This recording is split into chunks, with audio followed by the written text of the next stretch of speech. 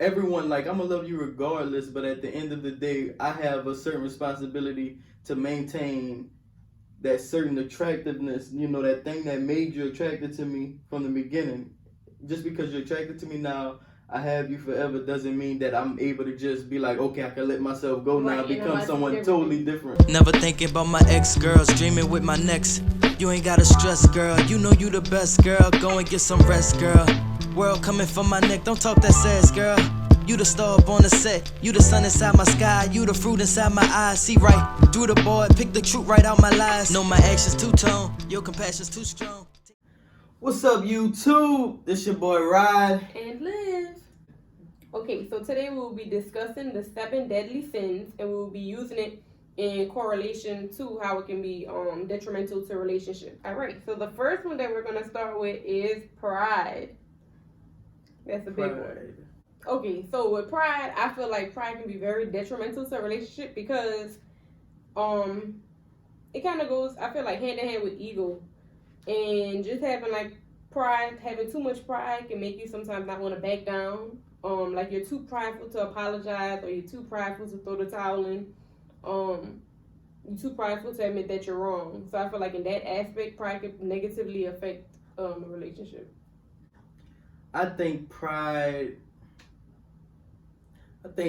goes back to when you're so used to being right about something, and there's a situation where you don't even know yourself if you're correct, the other person is correct, and you just so quick to be like, you're right and the other person is wrong. Or even when you know you're wrong, you won't give in, right, just because you know that most of the time in these situations you're right.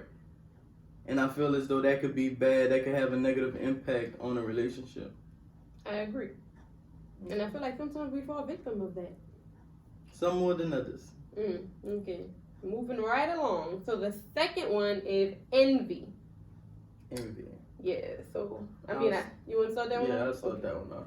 With envy, in certain relationships where, say, the woman may make more money than the man, and the man is so used to being the breadwinner in their relationships, that could cause a sense of envy. You become envious of your spouse because they're able to provide something that you've seen yourself as the provider for, and that could cause you to have a negative feeling towards them, and that can also like have a slippery slope to other conflicts within a relationship. That was a good example, and I was also thinking of it envy, kind of like jealousy.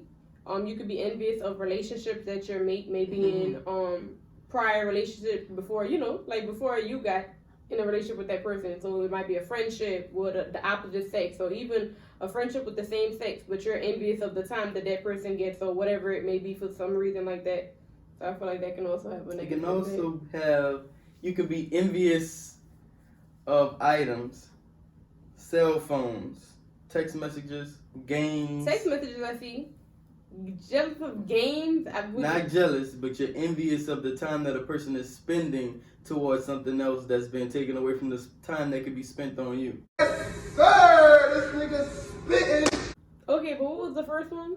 You said you was like games. Objects. Oh yeah, how could you be jealous of someone having a phone? What you don't have with the person that a phone? What they're doing on the phone? Gotcha. If you're having a conversation with someone and they're constantly on their phone looking for something, just taking that attention, it's basically it basically goes towards attention. Right. So you're envious of what that person is spending their attention on versus it being on. So it doesn't have to be a specific person, but items themselves in a relationship. Some people can become envious of items. Gotcha. Okay. What's the next one? So the third one is wrath. Wrath. Should I start that one off? Yes, you should. So with wrath, that can definitely have a negative impact on a relationship, because sometimes I feel like, especially with females, it's like if you get upset, you get into an argument, it's like, you're gonna feel my wrath. You're gonna feel how I feel. I'm gonna make sure you feel it. So you can go to some very low levels to make someone feel your wrath, especially a significant other, if you don't control yourself. Specifically, not to be disrespectful or anything like that, but around certain times of the month, females' emotions are a little bit more heightened to the point where small things could become big things, and that anger that's been bottled up, or that frustration, or just agitation that you have bottled up, may come spilling out to a certain wrath that you have to relieve, as in screaming at someone. But aren't you happy you don't have that problem? Yes, I'm happy. Mm-hmm. What's the next? Oh, you finished? Yes, I'm finished. Oh, okay. What a great example. Okay, so the fourth one is gluttony. Gluttony. Would you like to start that one over? Or you want me to start it off? I'm curious to see what you like. How do you see that correlating with something? Like, with a relationship? Yeah. Okay, so when I think about gluttony, it reminds me of overconsumption, and that can be like with drugs, alcohol, and then you can tie that in with envy. So if someone is overly doing something, such as a substance, drugs, or alcohol, anything like that, the significant other or the mate in the relationship can become envious of that. Because you get what I'm saying? Like, you're giving all your time to drinking, doing drugs, it might even be partying, it's excessive partying, or just going out, and that can have a negative impact on the relationship. Yeah, I can see that. Yeah. When I think of gluttony, I specifically think about physical attraction. Whenever you get into a relationship, especially in marriages, some people become complacent or too comfortable within a relationship to the point where they begin to consume more foods or different even drugs than they have before, or they won't keep that same physique or that same person that you were physically attracted to at the beginning, and now they feel as though like everything's complete, we're married now, so I can eat as much as I want, to the point where they become gluttonous, and it changes their outer appearance to the point where that becomes something difficult for the person to be physically attracted to their spouse, because they aren't keeping up that physical appearance that you once fell in love with. So when I think of gluttony, I just think of someone just over consuming food or something like that, to the point where they change physically. Even drugs can cause you to change physically, and that causes a strain on just sexual attention, physical attraction, and just all around just being comfortable around someone. Okay, so that was a good point, but also I wanted to piggyback off of that and pose this to you. So you're basing the gluttony off of excessive eating, but what if that person have children? Do you think that it could go hand in hand with the different physique, but one was gained through excessive eating and one was gained through having a child? I think there's a difference. I think there's a difference when it comes to having a child. That is something, even by mistake, that I feel as though that becomes selfishness within a relationship, because you're not thinking about, okay, they love me regardless, but everyone, I'm gonna love you regardless, but at the end of the day, I have a certain responsibility to maintain that certain attractiveness, that thing that made you attracted to me from the beginning. Just because you're attracted to me now, I have you forever, doesn't mean that I'm able to just be like, okay, I can let myself go now, become someone totally different. Yeah. Gotcha. Yeah. Okay, I like that. Good job. High five. Thank you, good. Okay, so now this is number 5, lust. Lust. You want to start with that? No, I don't have my thoughts together. Lust. I think lust and temptation goes hand in hand. Because whenever you lust for something, even when you lust, I'm going to split it up into two different groups. Oh, you're ready. So whenever you see temptations outside of your relationship, different people that you may be attracted to, that lust for those people or that situation that outside of your own relationship, that you might not be getting that certain thing, that certain attention, that certain that certain thing that you might not be getting from your relationship. You might find that outside of your relationship, and that lust towards that could cause a strain on what you already have built with the person that you love, that you already put in that hard time with, that you went through all of the trials and tribulations with, but just because something seems a little bit more shiny Right. and new, you feel as though that is better. And on the other side, I see lust being whenever you overlust for the person that you're actually with. Mm-hmm. When you might you like become obsessed, kind of? obsessive. Once you become obsessive over the person to the point where you don't want anyone else looking at them, you don't want anyone else around them. You get obsessive over the relationships they have outside of your relationship, and also whenever you lust for the person and your lust is stronger than the your spouse, to the point where they might not be as sexually active as you are, and that could cause a certain strain on a relationship to the point where you have to actually have an understanding with each other. And what do you like? What makes you comfortable, but also how can you please that other person sexually, or just just to make sure that they aren't lusting outside of your relationship? What do you think about when you think of the sin? Why you say it like that? Because that's what I think about every time I hear that word. Okay, sounds like a bunch of spit in your mouth. Okay, anyway. When I think about lust, it automatically brings me to cheating.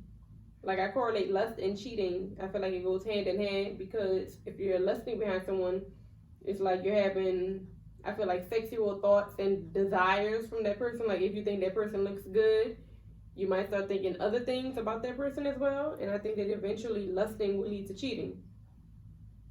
That's You exactly. feel like kind of Yeah, like go hand in definitely. hand? Oh, Definitely. that's all I have on lust. That's what I think about lust. All right, so this is number 6, sloth. I'm not sure about sloth. That's like laziness. That's what sloth means? Well, the person that I gave the name sloth to, that don't go hand in hand. Yeah. Oh, Sloth sloth is means something laziness. else. Gotcha. Oh, okay. But it's also a man animal. Mm-hmm. Gotcha. That guy looked like a sloth, so we named him Sloth.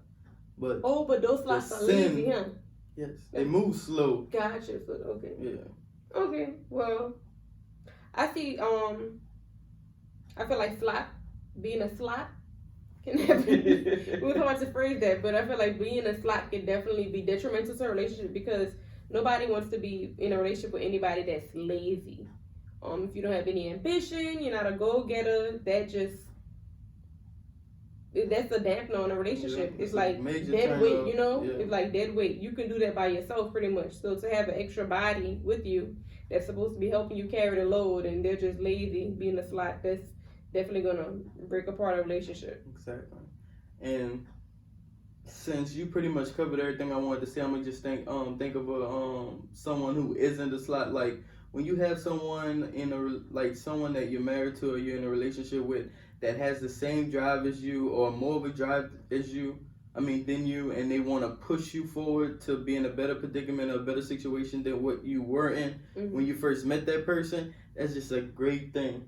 Right. Like, even whenever you can sit there and just sit down and just think of, like, whether you see yourself further in the future, even if it's something soon or even further down the line, just having someone that you can just bounce your vision, your ambitions off of, and they could actually meet you in that same space and even come up with different ideas and just different thoughts that you might not have, that could actually increase your situation financially, emotionally, spiritually. All that is just great, than rather having someone who just doesn't have the energy, doesn't have the drive in order to just fulfill your need to be better than what you are today. Right.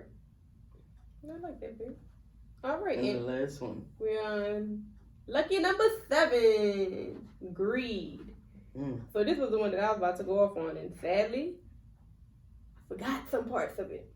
But I think that the main part about greed of what I was going to say was that can definitely bring down a relationship, because some people become greedy over money, greedy over success, and I feel like something has to take a back burner, because there's no way that you can give 100% to everything in your life. You can't even give a good amount of percentage to your mate or your significant one if you're being greedy over money, over a job, a business, anything. Yeah. You just can't be greedy over it. Like, you have to have some type of happy medium, a balance. But greed is just not gonna get it, especially when you're in a relationship. Exactly. And I think greed, when I think of greed, if I think of greed within a relationship, my mind goes towards just, even when you have, like, I think of a situation where someone may have money, but you become overly just cheap towards spending on your significant other, or just spending on essentials to the point where you just don't want to spend a dime of your money, but you don't have a problem with others spending money on you or just on your essentials. And just agree to just hoard money and just hoard just things that you deem essential or just very valuable. Right. I think that could weigh down the relationship, because a person gets tired of just carrying the load and just spending all of their money that they may be working for. You know, you work all these hours and stuff, you put in the time and the dedication towards a certain job, career, or just goals to make money, and the other person is just hoarding all of theirs, or they want to constantly drain you of what they have, what you have. So that could be the ultimate just turn off and just like the execution of a relationship. Yeah, that's true. That's definitely true. Yeah. And that's it. That's the 7 deadly sins right there. That's crazy. Like, I never really thought about it, but the 7 deadly sins could just be like, that could correlate to so much different things It really outside. can. Even a job. Yeah. That's why it's like the 7 deadly sins, just like, just focus on just what they bring to the table and how you can avoid just being a person that's just possessed by these different traits. Yeah, don't fall victim of these sins. Yeah. But I feel like more, I don't know, I guess it's biblical, but I feel like it doesn't only have to be like used in biblical terms. Yeah. I feel like it's kind of, it's just like, I don't know, something that people can live by. Exactly. It's the understanding of the human characteristics and how one could just easily fall prey to your more animalistic your animalistic characters, you know? When you can just revert back to your primal instincts of just being envious of a person, lusting, becoming, greedy, gluttonous, like all of these different things are things that we had whenever we were like cavemen and cave women, and we just broke out of that whenever we formed society. But I think this is a good topic. Yeah, it was a great topic. Yeah, but it really just break down all the different things. You see how it can correlate to a relationship and just life in general. Yeah. But make sure to like, subscribe, comment if you feel like it. But we'll be back with some more content. And ride and live. We'll catch you later.